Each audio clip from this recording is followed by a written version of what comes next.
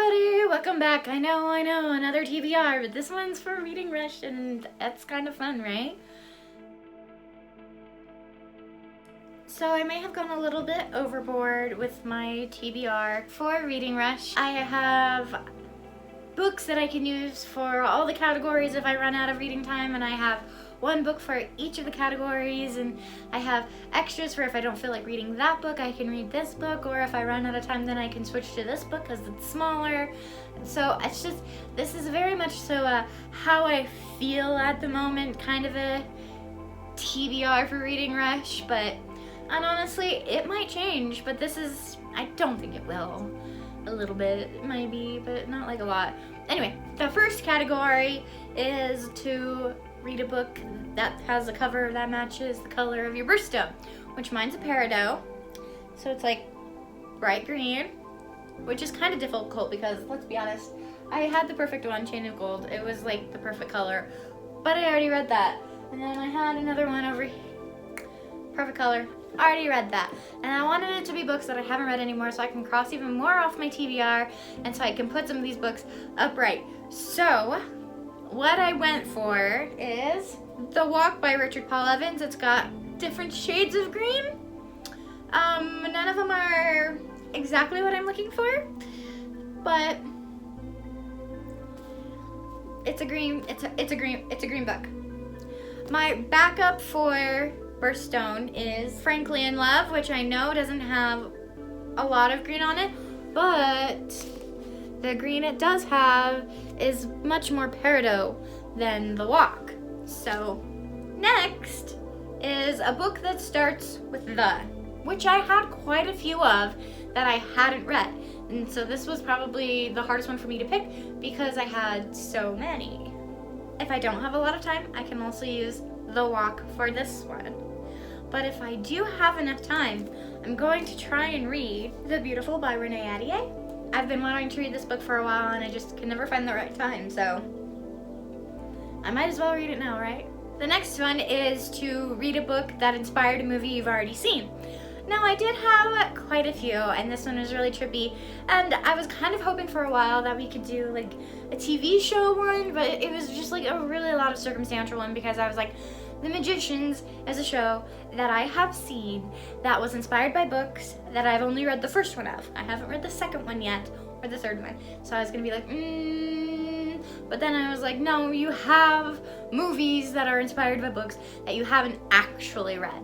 So there are 3 that I could do for this one, and they're all big. So which one I read out of this one is probably gonna be my first book, and it's going to determine the rest of my reading course, because I have Persuasion by Jane Austen. I love the movie that I've seen of Persuasion. It's fantastic. Captain Wentworth, oh my goodness, he's amazing. I kind of love him a lot, but I've never actually read the book. So I'm leaning towards this one being the one that I read because it's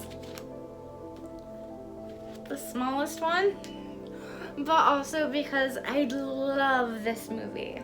The next one is my friend Ashley's vote, and that is Angels and Demons by Dan Brown, which I have seen this movie, and I did like this movie, and I have not read any of these books, and she got me this book. I'm debating whether or not to read this one because I did really like the movie, but I've only seen it maybe twice. So, and it's a lot of pages. It's a lot of pages. I don't know if I want to read this one as fast as I can or if I want to take my time with it. The last one is Jane Eyre. No, I've never read this book. I even got it for class. This is the book I got for class, and I did not read this book. But again, I've seen several adaptations of this movie, and I have liked it, and I know it. I've read books that are retellings of Jane Eyre with little twists here and there, and so I figured it's probably about time I read Jane Eyre. It is probably going to stay on my shelf until I actually do read it. So I don't know. Okay, the next one was read the first book that you touch.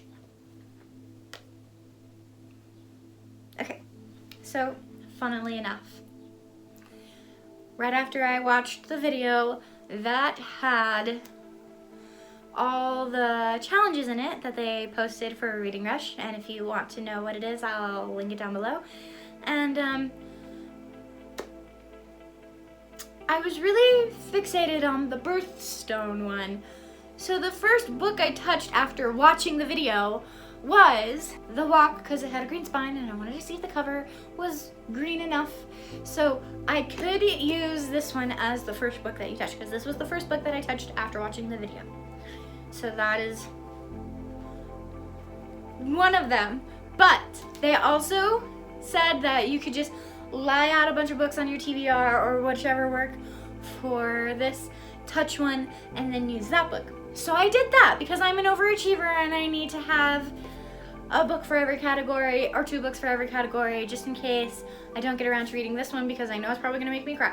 So as you guys know, all my books on my TBR are laid down. That means I have not read them yet. So I went to one of the biggest sections on my shelf and I closed my eyes and I picked a book, and that book was By the Book by Amanda Sellett, which was one of my 2020 anticipated reads and is on my TBR. And so this is my backup book. It's the first book I touched blindfolded in a pile of my TBRs. So I can either go with The Walk, which is the first book I touched after watching the video, or I can go with this one, which is the first book I touched out of my TBR. So for the next one, which is read a book outside of your house. I know that it's kind of tricky, but I live out in the country, and if it's nice that day, I have a garden, I have roses, I have yard work that needs to be done. Things are opening back up here, so I have groceries and things I can do. I have, don't get mad at me, I have a hair appointment that week because this doesn't happen naturally, as you guys well know. And so while I'm 100% being safe, I do have things that week that will get me outside of the house. And I have Audible on my phone, which means that I have the Audible version of City of Ghosts to read, and it is the shortest audiobook that I have, and if I read it at an accelerated pace, just like bump it up to like 1.25 or something like that, I can read it in under 10 hours, which will be nice. So that one is my go-to book for read outside your house. However, I do have a backup one for that one, and it's like the smallest book ever in a million years. One of my other ones that I'm going to say for another one could also be used just in case I don't feel like dealing with either of those things, because if it's not a really nice day and I just really need to get it done and I don't have a whole lot of time, I have Captain America the Winter Soldier, the junior novel. I've talked about this book before on some of my other videos. All you need to know is that this is just a novelized version of the Winter Soldier, which, I mean, like, one, I've been told I look like Natasha. Do you see it? Do you see it? Do you see it? I don't. And 2, where are you? Bucky Barnes is my favorite superhero.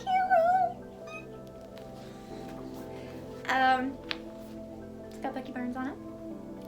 So if I'm really crunched for time and I just want to get one out of the way, I've always got this handy dandy book, which I never use, even though sometimes I just need something quick to read. I always end up using one of these books. The next challenge was to read a book in a genre that you